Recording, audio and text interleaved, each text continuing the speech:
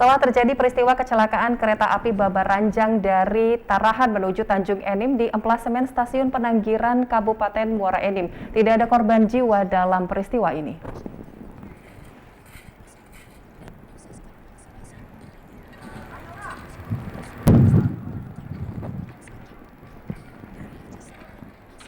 Kecelakaan kereta api ini terjadi karena tabrakan di satu jalur, mengakibatkan jalur kereta api tidak dapat beroperasi. Peristiwa ini membuat jalur rel terganggu karena beberapa gerbong termasuk lokomotif tergelincir keluar dari rel.